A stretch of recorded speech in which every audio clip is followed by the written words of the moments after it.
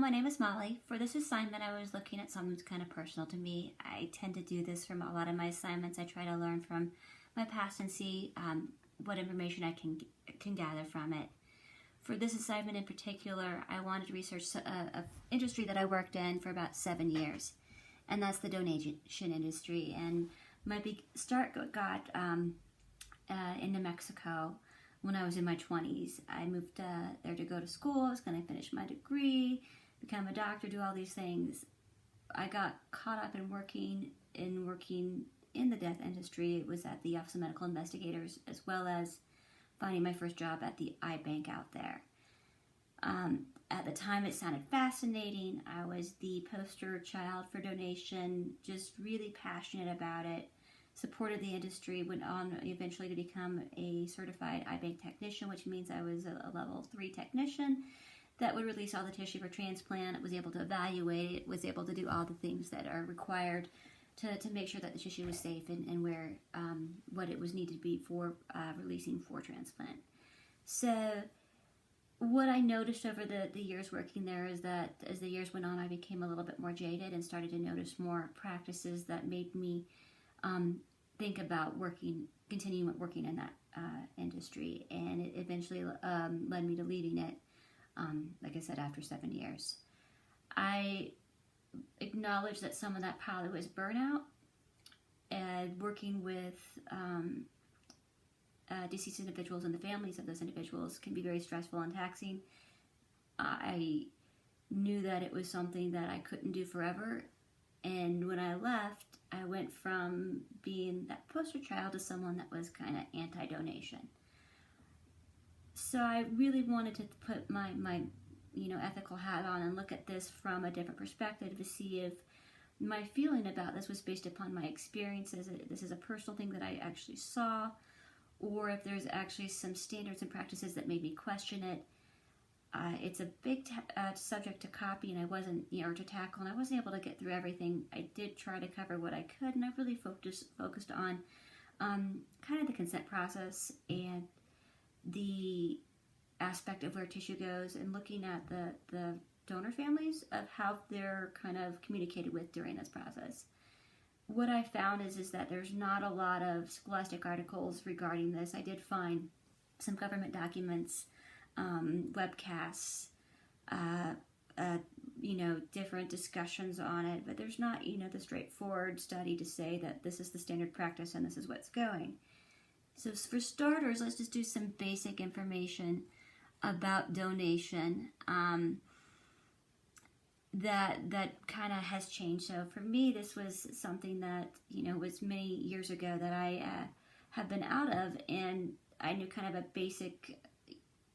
I knew what I knew from then, and I didn't realize that terms and things had changed, and there's actually a whole ethical discussion and dilemma with donation and almost every facet of it.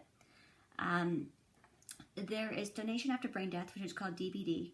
I used to just think of it as brain death, and that was my organ donors. And what that is described as, it's an individual that has suffered a catastrophic brain injury, and brain death criteria have been met.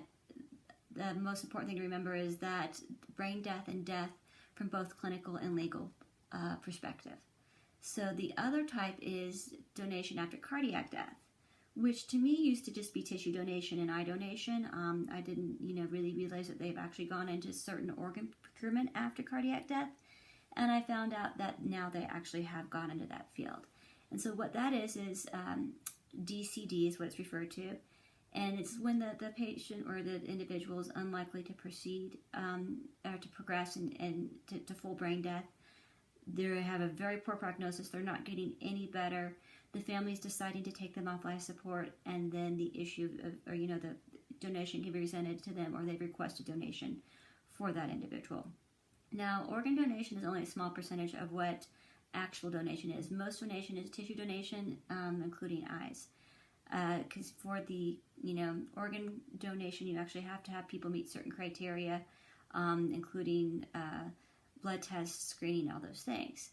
Well, what I found out is that, and another quick note is in DBD, you can donate about 8 organs. You can do, heart, kidneys, lungs, liver, I think some small intestine. In DCD, it's primarily used for, again, tissue donation, and then you can also donate kidneys and liver. But that brings up how we define death, and this is the first big ethical dilemma that I actually kind of found of this that I wasn't really meaning to find. And the ethical controversies in organ donation after circular death, they discuss what's called the dead donor rule, and this is a very important thing. And that's one version is that organ recovery must not cause the donor's death. This is to protect killing innocent people. The other version is the donor must be dead before the recovery of vital organs. And there was a couple different things that looked at it, and one was the American Academy of Pediatrics that was exploring this, of just how, to make sure this is being done in an appropriate way, because there were instances where individuals were being prepped or prepared for donation prior to death, which means that it kind of played with the dead donor rule. And what it actually led to is a bunch of the different articles talking about how they're trying to redefine dead, which can create a lot of, you can only imagine the complications that could create. That was not what I was focusing on, but it did bring up an interesting issue of just how things in the industry have changed. The main thing that's happening is there's not enough donors. So they're trying to find ways to get donors, and they're trying to do it any means possible. What I was hoping to look at is within consent for donation of what changes are being made within on a government and state level, and then find as much as I wanted to express that. But let me go back to tissue donation here. In many ways, tissue donation is more simple. You have 24 hours to recover tissue. It doesn't have the risk of rejection as it does with organ donation. You can recover with illnesses that you can't do with organ donation, and with corneas, you can recover with cancer. It's an avascular tissue that can actually have many different diseases that would be ruled out for all other donation can be considered for eye donation. But what I was realizing and saw it, and I didn't know the statistics, and it was interesting to see that, in the early 90s, it was a 20 million industry, and by 1994, it was $1 billion industry, and it's probably 3 times as much as that now. Also, the number of donors has tripled. There was a statistic that there was probably about 850,000 tissue transplantations in 2002. Now, as this grew, some regulation grew and some regulation didn't, but one of the big caveats was that in tissue donation, there's allowances for recovering reasonable costs for recovery, but there's no true guidelines to specify that, and there's also no true set guidelines on where the tissue has to go to. And that kind of got me into the issue of consent, like I specified before, and where I was looking at it. So again, you can donate your corneas, your sclera, your valves, skin, bone, tendons, and when I was working in the field, I would, be present for consents and information about tissue donation, where it was always told that it was going to a burn victim, or it was always going to go to this person that needs a heart valve. And then you come to find out that it may not be the standard of that. It gets sold to other companies for processing, and that company can actually send it off to whoever they want for whatever purpose they want. And it just made me question. This is one of the issues that made me question the industry a little bit. Is do people really know that?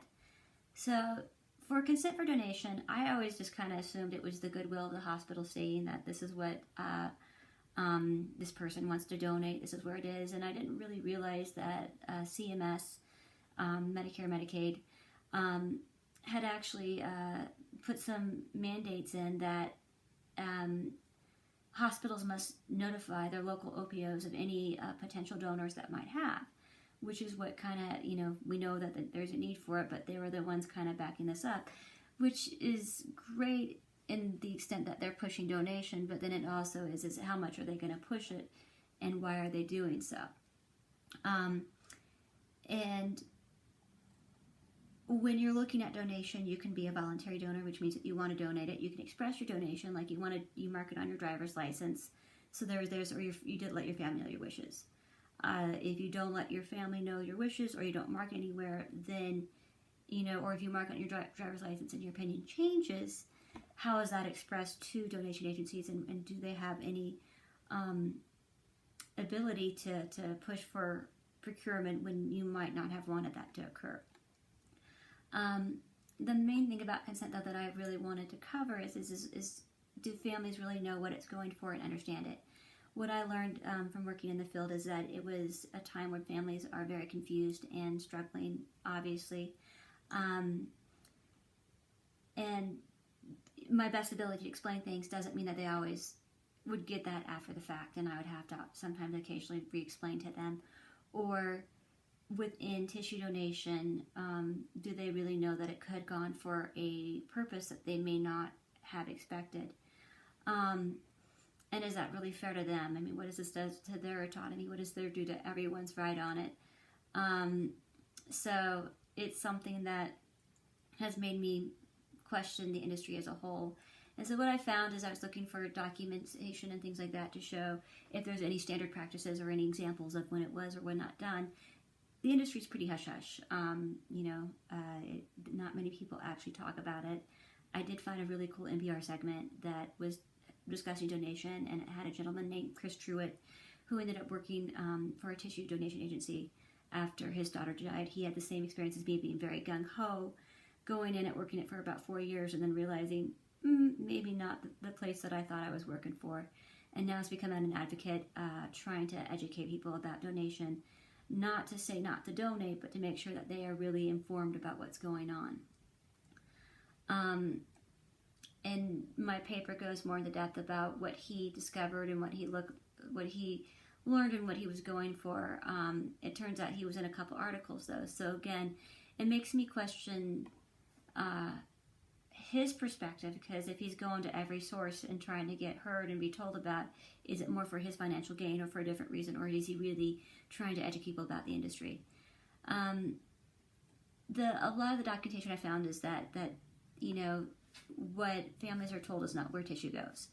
And I give specifics about it, and pretty much it, quote is heart valves can be cut out and used to create medical devices that can be sold for profit around the world. Families often don't know that when they okay donation to nonprofit organizations such as the Center for Transplant Donor Network, these tissues routinely go for profit companies, feeding $1 billion industry that uses those tissues from everything from paring a knee to plumping up a penis. So it kind of goes into looking at what is the whole industry's intent as a whole. In the article, or the document by the Office of the Investigator, it's really kind of fascinating. It's Inspector General. It's called the Informed Consent in Tissue Donation. This actually looks at some of the specifics of kind of what needs to be addressed in donation and what they recommend. They actually came out and recommended to make changes, and I'd be curious to see if they were. I didn't find any documentation that it was. And it looks at when looking at the donor families, you need to make sure they get a copy of the signed consent, written material on how to actually talk with the organizations afterwards, a full description of the tissues which will be donated, and a list of the companies that they're affiliating with, where the tissues go to. Meaning full disclosure to them to make sure that they can make an educated decision about if they really do want to donate or not donate. And I think that is a big portion of it, is making sure that that the families have the choice to make the correct decision for them, but they know where it's going for.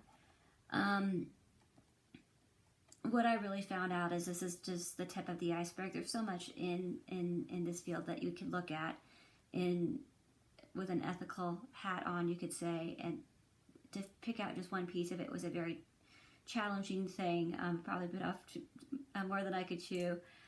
I encourage you guys to, if you want to read my paper, look at it and see what you think. As for me personally, I didn't make it my decision up either way. I didn't change my mind enough to say I support organ donation and tissue donation now, and I didn't say Av's absolutely right and the whole industry is just out for profit. I do question the motivations, but I think that's many things in healthcare right now. I question if they're actually looking for patient care or family needs, or if it's just for the profit they can make. And so that's kind of where I ended it on. Thank you so much for your time, and I appreciate it.